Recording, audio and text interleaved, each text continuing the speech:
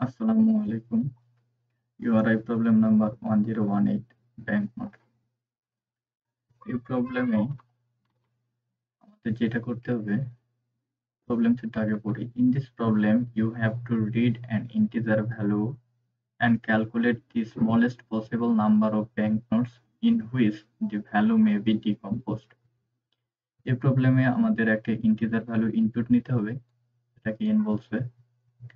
এই n এর মানকে আমাদের কিছু ব্যাংকনোট দ্বারা ডিকম্পোজ করতে হবে এমনভাবে যাতে ব্যাংকনোটের সংখ্যা as possible as small হয়।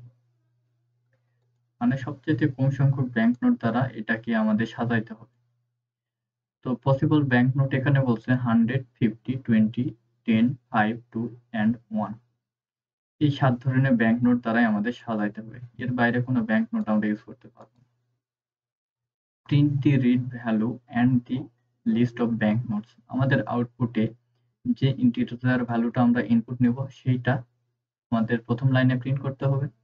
এরপর আমাদের পসিবল ব্যাংকনোট, যে 7টা ব্যাংকনোটের কথা বলছে, সেই 7টা ব্যাংকনোট কোনটা কতটা লাগবে সেটা আমাদের প্রিন্ট করতে হবে। Input, the input file contains an integer value n। ইনপুটে আমাদের n এর ভ্যালুটা নিতে হবে। Output, print the read number and the maximum quantity of each necessary banknotes in Portuguese language as the given example। আউটপুটে আমাদের minimum quantity of each necessary banknote, মানে minimum প্রত্যেকটা banknote কতটা করে লাগবে সেটা আমাদের একটা পর্তুগিজ ল্যাঙ্গুয়েজে মেসেজ সহ আমাদের প্রিন্ট করতে হবে। নিচের এক্সাম্পলগুলো আমরা দেখলে বুঝতে পারবো আশা করি কিভাবে প্রিন্ট করতে হবে। এরপর বলছে do not forget to print the end of line after each line, otherwise you will receive presentation error. আমাদের প্রত্যেক লাইন শেষে একটা করে ইনলাইন প্রিন্ট করতে হবে, বা বাই ইন দ্বারা আমরা নিউ লাইন যেটা প্রিন্ট করেছি প্রোগ্রামিং এ সেটা করতে হবে প্রতি লাইনে। তাছাড়া আমাদের প্রেজেন্টেশন এরর আসবে। তো এই ভিডিওতে আমি যেটা করতে যাচ্ছি সেটা হচ্ছে শুধু প্রবলেম নিয়ে ডিসকাস করব, কিভাবে সলভ করা যায় সি দ্বারা। সেটা একটু হিন্টস দিয়ে রাখবো যাতে আপনারা নিজেরা চেষ্টা করতে পারেন। তো পরবর্তী ভিডিওতে আমি এর সলভটা কিভাবে করতে হয় সেটা কোড ব্লকসে গিয়ে দেখাই দেবো ইনশাআল্লাহ। তো এই ভিডিওতে আমি জাস্ট বলে দেব কিভাবে সলভ করতে হয়। তো আমরা কাজ করতে পারি,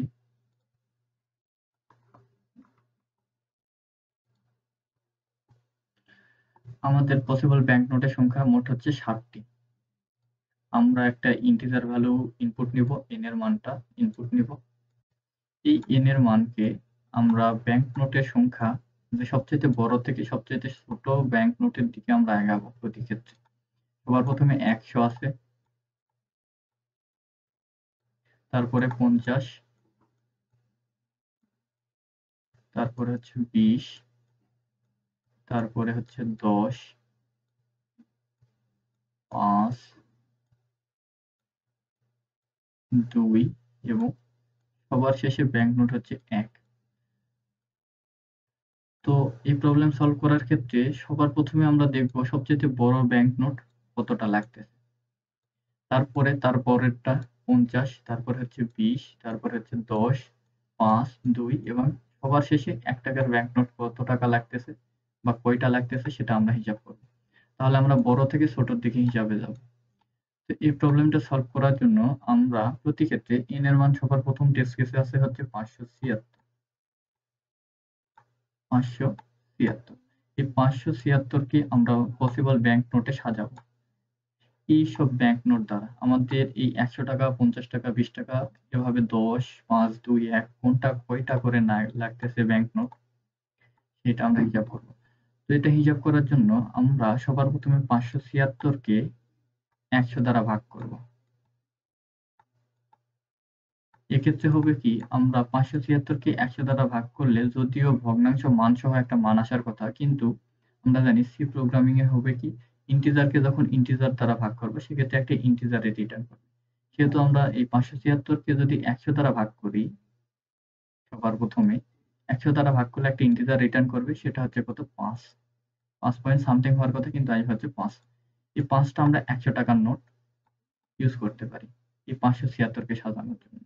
তাহলে আমরা প্রথম উত্তরটা পেয়ে গেছি। এরপর দেখবো আমরা 50 টাকার নোট কতটা লাগে।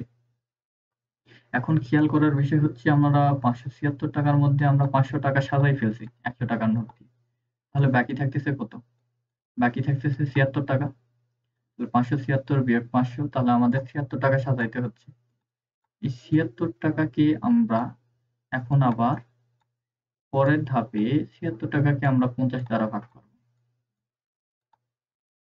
এখন আমরা 50 দ্বারা ভাগ করব। সেক্ষেত্রে হবে কি? তাহলে আমাদের এখন n এর মানটা 576 থেকে কমে 76 হয়ে গেছে। মানে হচ্ছে আমাদের সাজাইতে হচ্ছে এখন 76 টাকা। তাহলে এই 76 টাকা আনবো কিভাবে? এই 76 টাকা আনার উপায় হচ্ছে n এর মানকে আপডেট করতে হবে। n এর মান প্রতিবার ভাগ করার পরে n এর মানটা এইভাবে আপডেট করতে হবে। n is equal to n percentage, এই যে ব্যাংক নোট, যে ব্যাংক নোট দ্বারা প্রতি ক্ষেত্রে ভাগ করবে সেই ব্যাংক নোটটা হবে। এখানে এক্ষেত্রে আমাদের হবে কত? 100। 100 যদি হয় সেক্ষেত্রে আমাদের রিটার্ন করবে হচ্ছে 76 টাকা। যেহেতু এখানে n এর মান 576 ছিল, 76 টাকা। এখন এই 76 কে দ্বিতীয় ধাপে আমাদের 50 দ্বারা ভাগ করতে হবে। 50 দ্বারা ভাগ করলে কত হবে? 76 ভাগ 50। সেক্ষেত্রে আমাদের আউটপুট আসবে হচ্ছে 1। এখন n এর মান আবার আপডেট করতে হবে। n is equal to n percentage, এক্ষেত্রে আমরা কত দ্বারা ভাগ করছিলাম? 50 দ্বারা। যেহেতু আমরা এই 50 দ্বারা ভাগ করছিলাম, এই 50 এর মডুলেশন বের করব। তাহলে আমাদের অবশিষ্ট আসবে কত? 26। এইবার তৃতীয় ধাপে এই 26 কে আমরা 20 দ্বারা ভাগ করব। এই 26 কে আমরা 20 দ্বারা ভাগ করব। তাহলে এক্ষেত্রে এই লাইনে আমরা কত পাইলাম? 50 টাকার নোট হচ্ছে একটা পাইছি, 500 টাকার নোট 5টা পাইছি, 100 টাকার নোট 5টা পাইছি, 50 টাকার নোট একটা পাইছি। এরপরে আমরা 26 কে আবার 20 দ্বারা ভাগ করব। সেক্ষেত্রে আউটপুট হবে হচ্ছে 1 হবে। তাহলে অবশিষ্ট থাকবে হচ্ছে 6 টাকা। তাহলে 20 টাকার নোট কয়টা লাগতেছে? আমাদের একটা। এরপর 6 কে আমরা পরবর্তী যেটা আছে 10 দ্বারা ভাগ করব। দেখেন এক্ষেত্রে 6 টাকা আছে, আমরা 10 টাকার নোট দ্বারা আমরা কোনোভাবে সাজাইতে পারি না। তাহলে আমরা 6 কে যদি 10 দ্বারা ভাগ করি সেক্ষেত্রে আসবে হচ্ছে 0 রিটার্ন করবে।